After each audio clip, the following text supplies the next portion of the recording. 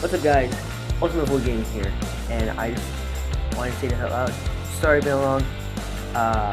Been grounded for a good bit. I'm back now, and as a special bonus, I'm gonna read you one of the stories that I wrote, short stories that I wrote when I was grounded.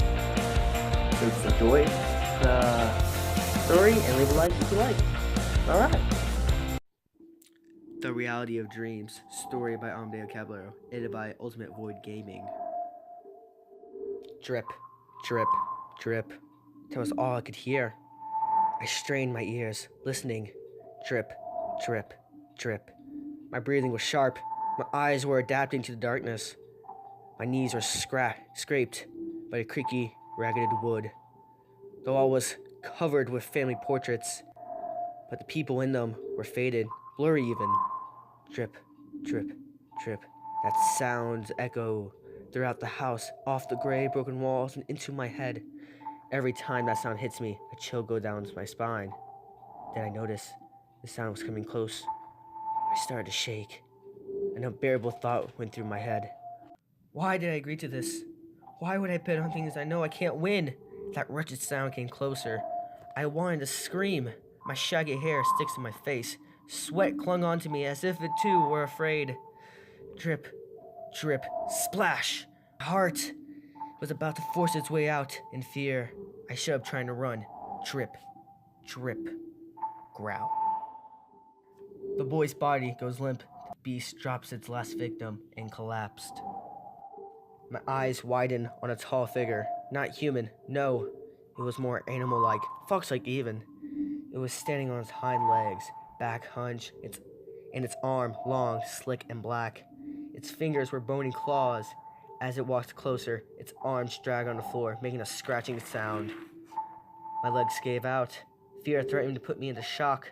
It came closer and leaned forward. I noticed blood leaking from its mouth. Drip, drip, drip. That noise, it came from it. Taking a chance, I peered over its shoulder. I couldn't help it. I vomit. Behind it was a body. There was a pool of blood coming from the body's head, or what's left of it. The frontal lobe was gone, and all that was left of the head was the bottom of the jaw and the back of its skull. There was a bloody paw print that came to where the beast is. It mumbled, trying to form words through its bloody muzzle. I mumbled, "Please!" My voice shaking. My heartbeat felt like a jackhammer. Shoot it! It snapped. The beast bone its claws, moving at terrorizing speed, cutting my eye. "Please, let me go!" I started to cry uncontrollably. "It's too late. You should have heeded my warning, child." It growled, grabbing my neck, lifting me high into the air. Its jaws slowly opened, followed by 3-inch fangs.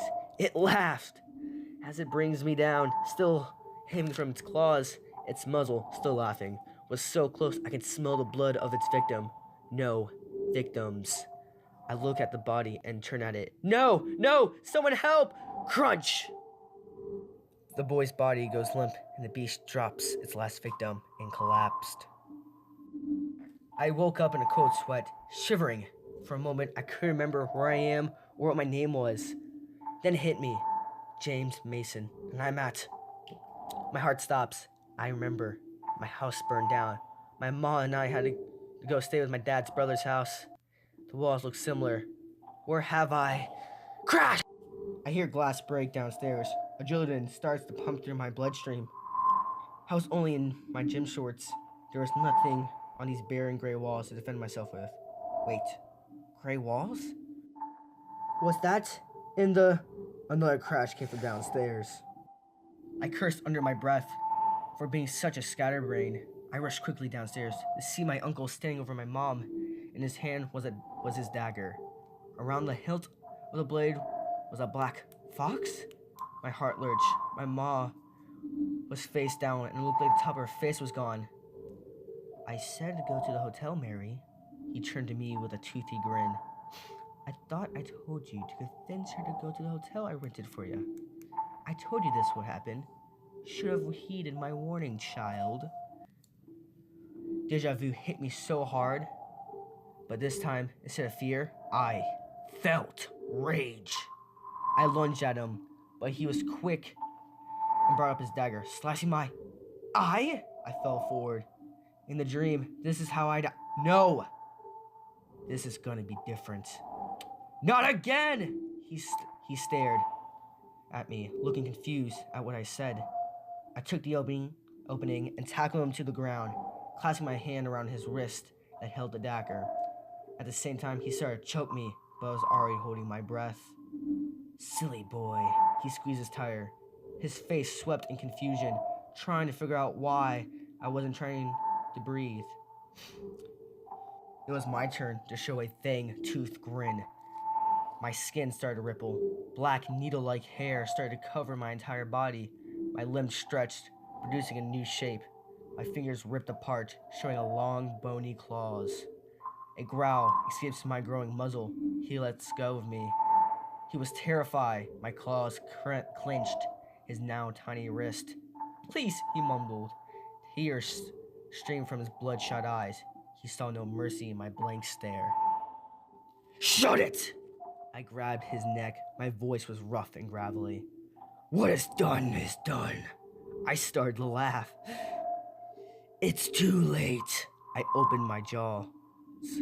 3-inch fangs emerged out of it. No! His scream was cut short. His headless body became limp. I lifted him up over my shoulder. As I did so, my body transformed back into a teenage boy.